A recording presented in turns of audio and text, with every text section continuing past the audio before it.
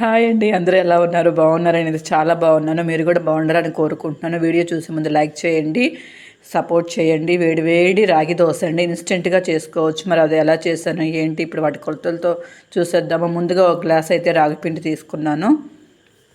తర్వాత ఒక గ్లాస్ పెరుగండి, చిన్న గ్లాస్తో పెరుగు. ఒక హాఫ్ గ్లాస్ వచ్చేసి బియ్యం పిండి అండి, సన్నగా తరిగిన ఉల్లిపాయలు, సన్నగా తరిగిన పచ్చిమిరపకాయలు, కొంచెం కరివేపాకు, కొంచెం సాల్ట్ అండి.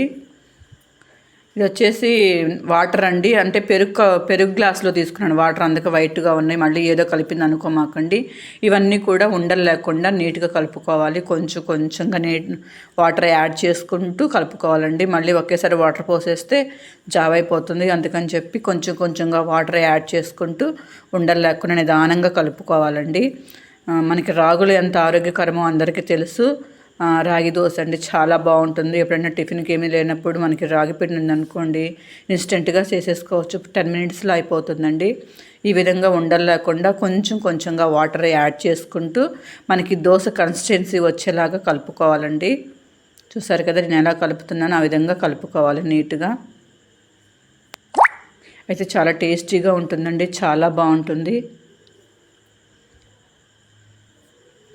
అంటే పెరుగు వేసుకుంటే ఆ టేస్టే వేరండి. పెరుగు వేసుకోవటం వల్ల టేస్ట్ ఇంకా ఎక్కువ అవుతుంది, చాలా బాగుంటుంది.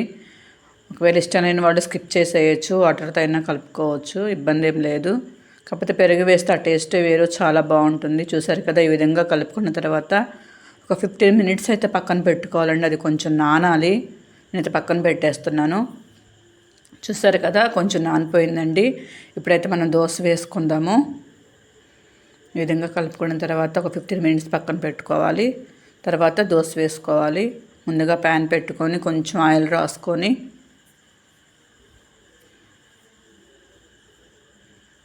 దోశ అయితే వేస్తున్నాను. ఇది ఎలా అంటే అలా వేయకూడదండి, అది జరగదన్నమాట. కొంచెం కొంచెంగా మనం స్ప్రెడ్ చేసుకోవాలి, చూసుకొని వేసుకోవాలి. ఎందుకంటే ఇది మామూలు దోశలాగా కాదు కాబట్టి, దానిలో ఉల్లిపాయలు పచ్చిమిరపకాయలు ఉన్నాయి కాబట్టి చూసుకొని నిదానంగా వేసుకోవాలి. పచ్చిగా ఉన్నప్పుడైతే తీయకూడదండి, కొంచెం బాగా కాలాలి, అప్పుడే మనకి దోశ వస్తుంది. పచ్చిగా ఉన్నప్పుడైతే అస్సలు రాదు. బాగా కాలిన తర్వాత దోశ తిప్పుకోవాలి. చూసారు కదా, ఈ విధంగా వేసుకోవాలి. చాలా బాగుంటుందండి, మీరు కూడా ఒకసారి ట్రై చేయండి. టేస్టీగా ఉంటుంది, బాగుంటుంది, ఆరోగ్యం కూడా అండి. కాబట్టి ఖచ్చితంగా ప్రతి ఒక్కరు కూడా ట్రై చేయండి. చూసారు కదండి, ఈ విధంగా మరొకటైతే వేస్తున్నాను. చూసారు కదా, వేడివేడి పిండి మీద వేసేసరికి ఎలా వెంటనే దోశ ఎలా అయిపోయిందో.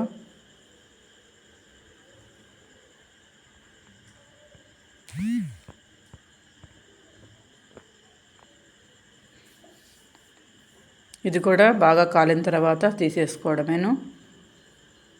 కాలిపోయిందండి. ఇంతేనండి, వెరీ సింపుల్ అండి. చాలా టేస్టీగా ఉండే రాగదోశ అయితే రెడీ అయిపోయింది. మనకి ఇంట్లో ఏమీ లేవనుకున్నప్పుడు, టిఫిన్ ఏం చేయాలో అర్థం కానప్పుడు వెంటనే ఇది ఒకసారి ట్రై చేయండి, బాగుంటుంది. దీనిలోకి ఏ చట్నీ అయినా బాగుంటుందండి. అది వచ్చేసి చింతపండు చట్నీ, చాలా బాగుంటుందండి. ఏదైనా సూట్ అవుతుంది. ఓకేనా? వీడియో కనుక నచ్చితే లైక్ చేయండి. ఓకేనా? బాయ్.